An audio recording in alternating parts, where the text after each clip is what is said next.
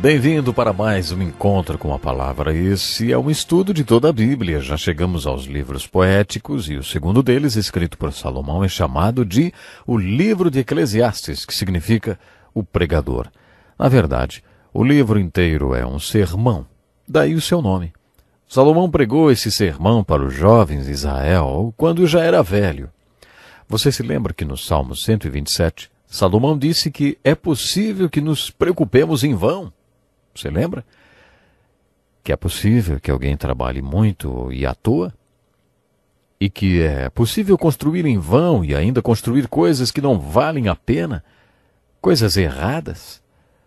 Essa foi a essência do sermão de Salomão chamado Salmo 127.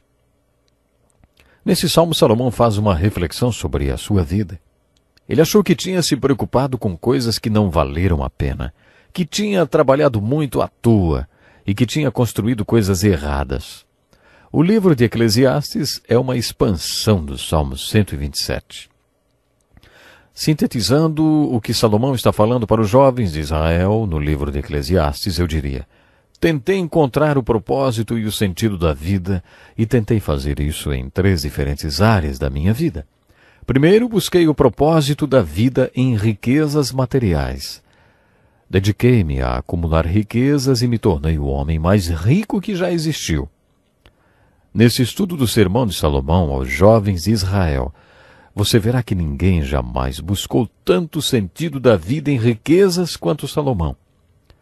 Desprezei todas as coisas pelas quais eu tanto me esforçara debaixo do sol, pois terei que deixá-las para aquele que me suceder. E quem pode dizer se ele será sábio ou tolo? Todavia terá domínio sobre tudo que realizei com o meu trabalho e com a minha sabedoria debaixo do sol. O filho de Salomão foi um tolo. Salomão provavelmente estava pensando no seu filho quando chegou a essa conclusão. Depois de se tornar o homem mais rico do mundo, Salomão ponderou sobre sua riqueza e morte inevitável e disse: há um mal terrível que vi debaixo do sol, riquezas acumuladas para a infelicidade do seu possuidor. Ele ainda diz: o homem sai nu no ventre de sua mãe, e como vem, assim vai. De todo o trabalho em que se esforçou, nada levará consigo. Quando Salomão percebeu que as riquezas não são o propósito e nem o sentido da vida, ele se propôs a buscar a sabedoria. Novamente ele disse: fiquei famoso e ultrapassei em sabedoria todos os que governaram Jerusalém antes de mim. De fato, adquiri muita sabedoria e conhecimento. Por isso me esforcei para compreender a sabedoria, bem como a loucura e a insensatez. Mas aprendi que isso também é correr atrás do vento. Assim como ele não encontrou propósito nem sentido para a vida nas riquezas, ele também não encontrou propósito nem sentido para a vida na busca pela sabedoria. Ele concluiu que o propósito da vida não estava nas riquezas, porque ele não podia levar suas riquezas com ele para a vida além da sepultura. Também não encontrou propósito nem sentido para a vida na sabedoria, porque descobriu que a sabedoria não leva à felicidade. Você já viu a escultura O Pensador? O pensador não é a imagem de uma pessoa feliz. A escultura tem uma aparência apática e entediada. Salomão explica a lógica de sua conclusão. Quanto maior a sabedoria, maior o sofrimento. E quanto maior o conhecimento, maior o desgosto. Portanto, um doutor ou um intelectual, necessariamente, não será a pessoa que terá felicidade para dar. Quando eu estava na faculdade, tinha uma dúvida. Estava me formando em 2 áreas, Bíblia e Psicologia, e tinha dificuldade de conciliar essas 2 matérias. Eu tinha aula da Bíblia e de Psicologia o dia todo. À noite, como balconista, estudava comportamento humano. Eu fazia tantas perguntas para um dos meus professores que um dia ele me disse: sabe o que você precisa fazer? Você tem que viajar para o interior. Quando você vir um rebanho de bois, pare o carro e aproxime-se de uma vaca. Fique frente a frente com uma vaca, olhando nos seus olhos. Vai fazer bem para você olhar no olho de uma vaca, porque as vacas são muito felizes e satisfeitas.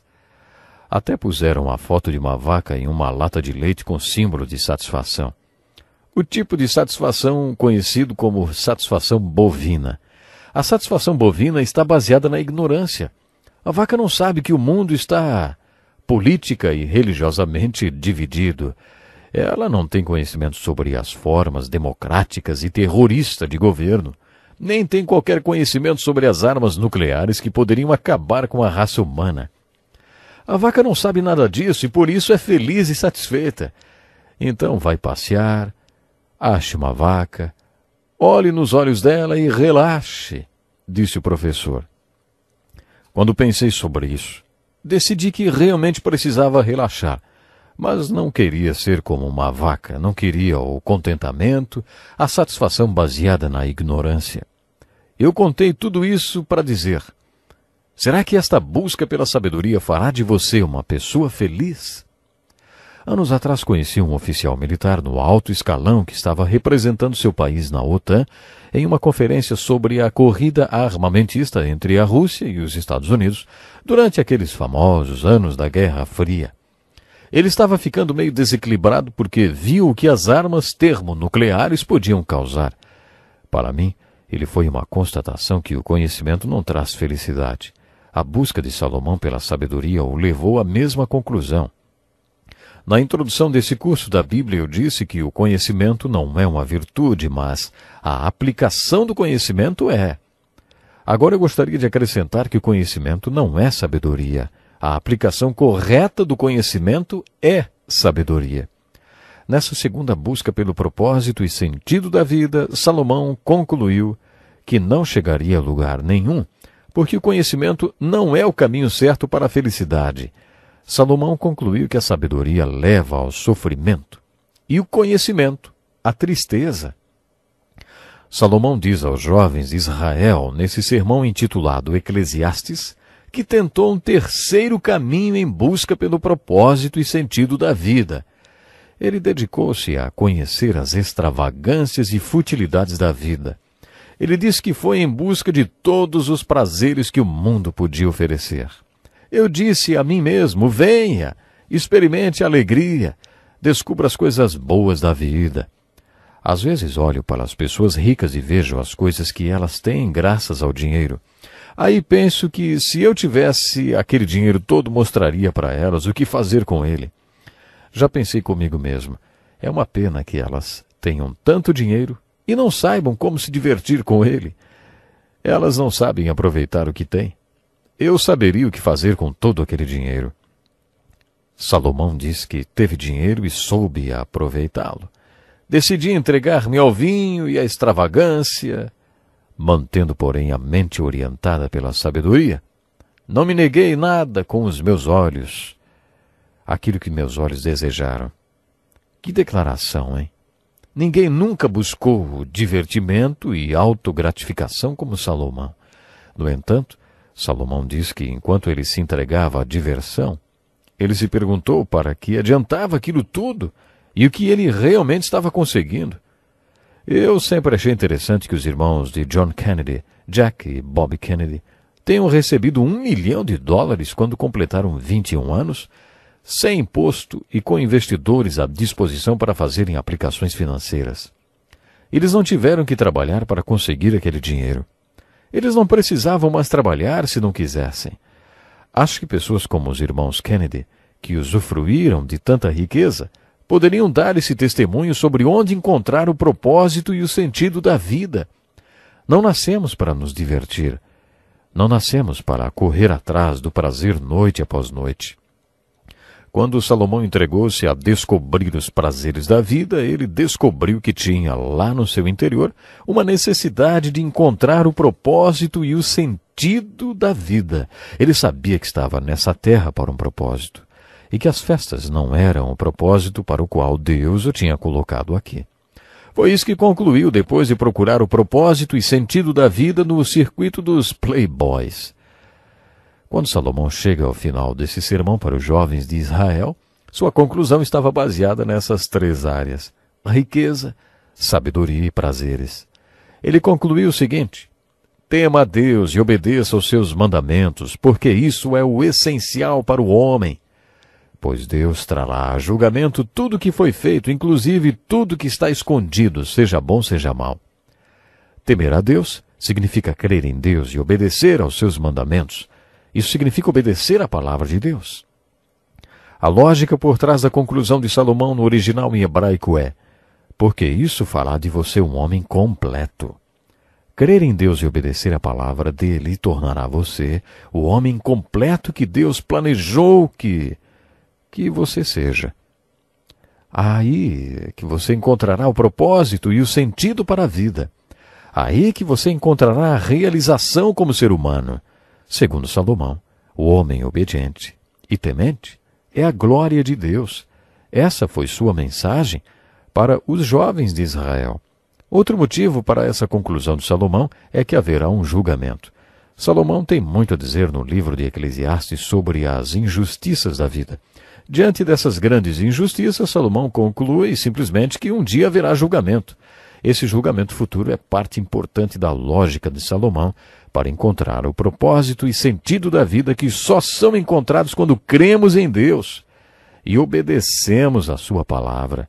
Essa é a essência do sermão de Salomão dado aos jovens de Israel. Quando você lê o livro de Eclesiastes, você descobre um sistema duplo de verdade. Em certos momentos, Salomão duvida, em outros ele questiona. Em certos momentos, Salomão desafia tudo, e em outros ele sequer está recebendo revelação de Deus. É por isso que o livro de Eclesiastes é o livro preferido de muitos céticos e descrentes. Muitos desses céticos e descrentes adoram o livro de Eclesiastes, porque nele Deus permitiu que Salomão expressasse todas as dúvidas que tinha. Salomão foi um homem brilhante e questionou e duvidou muito. Salomão tornou-se muito pessimista, quase a ponto de ser filosoficamente derrotado. Quando Salomão busca a revelação e Deus lhe dá, ele transmite lindas joias de sabedoria. Algumas dessas joias do livro de Eclesiastes são ainda mais preciosas que as do livro de Provérbios. Vamos ficar por aqui hoje. Deus lhe abençoe.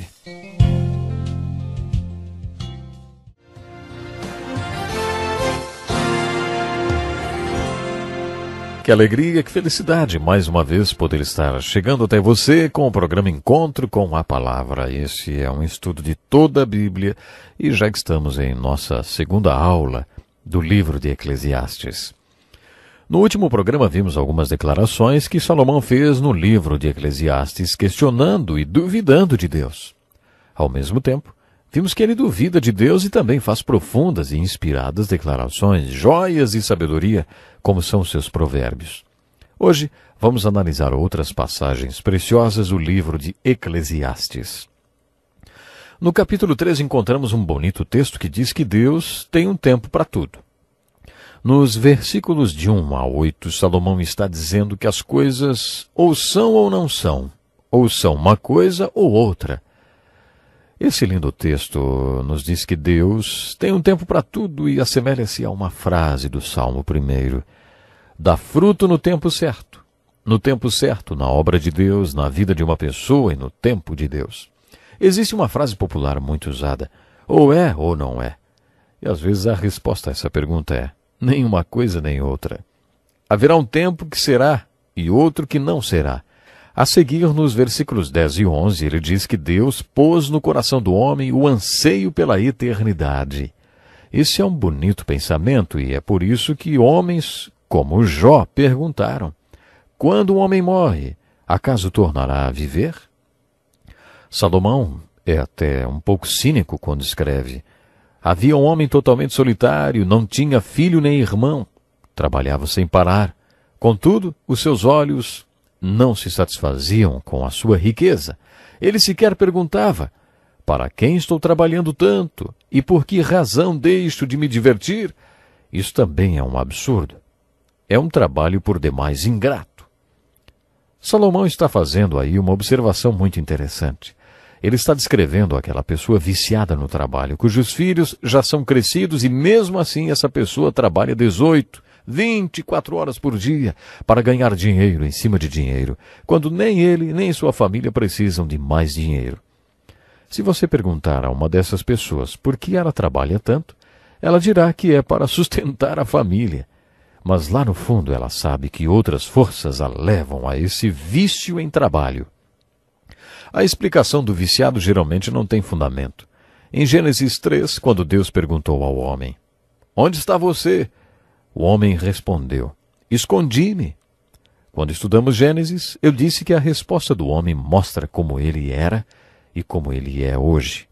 Os seres humanos se escondem de muitas maneiras. Comem muito, dormem demais, divertem-se e trabalham muito. Trabalhar demais pode ser uma forma de se esconder de Deus. Creio que é disso que Salomão está falando nesse texto. No capítulo 4, Salomão também traz uma bonita visão do casamento. É melhor ter companhia do que estar sozinho, porque maior é a recompensa do trabalho de duas pessoas. Se um cair, o amigo pode ajudá-lo a levantar-se, mas pobre do homem que cai, e não tem quem o ajude a levantar-se. E se dois dormirem juntos, vão manter-se aquecidos. Como, porém, manter-se aquecido sozinho? Um homem sozinho pode ser vencido, mas dois conseguem defender-se. Um cordão de 3 dobras não se rompem com facilidade. É claro que Salomão está pensando no casamento. Quando Deus planejou o casamento, pretendia que os seres humanos tivessem mais do que uma relação de acasalamento. Quando 2 animais se relacionam e procriam, eles não se tornam uma só mente e espírito. Mas quando Deus planejou o relacionamento entre o homem e mulher, ele quis que os dois se tornassem um só espírito. O espírito é uma das dobras desse cordão. Deus também planejou que o homem e a mulher tenham uma só mente e que se comuniquem e sejam emocional e intelectualmente ligados. A terceira dobra desse cordão é a união física, como expressão desses laços mais profundos da mente e do espírito. O seu casamento será como um cordão de 3 dobras, quando tiver a ligação espiritual e intelectual, e como expressão das 2 primeiras, a ligação física. Quando a ligação física se quebra devido a doenças ou idade, você ainda tem a ligação espiritual e intelectual, que são os 2/3 mais importantes do casamento. O problema com os casamentos de hoje é que eles são só físicos. Deus planejou a comunhão no casamento. Ele também planejou o relacionamento físico que expressa as dimensões espiritual e intelectual no casamento. Os conselheiros matrimoniais dizem que a dimensão física do casamento corresponde a apenas 10% do relacionamento. Mas quando há problemas na área física, o sexo pode significar 90% do problema. O sexo foi feito como expressão prazerosa dos laços de comunhão e comunicação no casamento. No capítulo 7, Salomão dá mais um grande ensinamento. Esse capítulo parece uma miniatura do livro de Jó. É melhor ir a uma casa onde há luto do que a uma casa em festa, pois a morte é o destino de todos. Os vivos devem se lembrar disso. A tristeza é melhor do que o riso, porque o riso triste melhora o coração.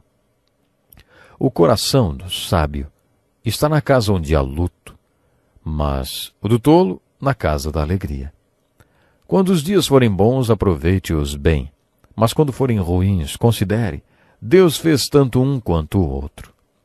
Nesse trecho, Salomão está nos dizendo uma coisa que todo pastor já sabe. Tem uma ocasião em que o pastor tem a atenção de todo mundo e todos ouvem atentamente o que ele fala. É num velório. No velório, todos ouvem o pastor e o sistema de valores da congregação está em sintonia com o sistema de valores de Deus. Em um velório, as pessoas pensam sobre a eternidade. Elas pensam na inevitável eternidade e percebem que essa dimensão é a mais importante da vida. Todos sabem que um dia a morte chegará, e não há dúvidas de que todos nós morremos. Pensamos nessas coisas quando vamos a um velório. Deus quer que o nosso sistema de valores esteja alinhado com o dele. E foi por isso que ele disse através de Salomão que é melhor ir a uma casa onde há luto do que a uma casa em festa. O homem sábio, portanto, pensa mais na morte. Isso não quer dizer que ele seja mórbido, nem que queira morrer. Em um velório, o homem sábio fica mais consciente de sua mortalidade e é forçado a aceitar a realidade de que não vai viver para sempre. E assim, sabiamente, prepara-se para a eternidade. Temos mais um bom conselho nesse capítulo. Diz assim: não diga porque os dias do passado foram melhores do que os de hoje. Bom, parece que todos nós estamos sujeitos a esse tipo de nostalgia, não é? Temos a tendência de nos lembrarmos apenas dos bons momentos como se fossem melhores do que realmente foram. Não nos lembramos dos pontos negativos. O apóstolo Paulo nos diz no capítulo 3 de sua carta aos Filipenses que há momentos em que torna-se importante aplicar esse princípio. Esquecendo-me das coisas que ficaram para trás. Há momentos em nossas vidas que temos que esquecer o que ficou para trás. Salomão também diz: não seja excessivamente justo nem demasiadamente sábio. Esse não é exatamente o tipo de conselho que esperamos ouvir de um líder espiritual. Salomão está nos alertando quanto ao perigo de nos tornarmos fariseus. Se você chegar ao ponto de se achar muito correto, provavelmente subestimará os outros. Se você passar para os seus filhos uma imagem de perfeição, se tornará um exemplo irreal e inatingível para eles. Por isso, não assuma a posição de muito correto, porque, segundo Salomão, não há um só justo na terra, ninguém que pratique o bem e nunca peque. Tire a máscara, não seja hipócrita. No capítulo 11 encontramos esse conselho. Atire seu pão sobre as águas e depois de muitos dias você tornará a encontrá-lo. Quem fica observando o vento não plantará e quem fica olhando para as nuvens não colherá. Assim como você não conhece o caminho do vento, nem como o corpo é formado no ventre de uma mulher, também não pode compreender as obras de Deus e o Criador de todas as coisas. Plante de manhã sua semente e mesmo ao entardecer não deixe as suas mãos ficarem à toa, pois você não sabe o que acontecerá, se esta ou aquela produzirá, ou se as duas serão igualmente boas. Esse é um lindo ensinamento que se aplica principalmente aos jovens e que deve ser lembrado por aqueles que têm ministérios com os jovens. Se você é um professor da escola dominical ou trabalha com jovens, ou se tem adolescentes em casa, preste atenção neste princípio. Quando trabalhamos com os jovens, os frutos vêm mais tarde.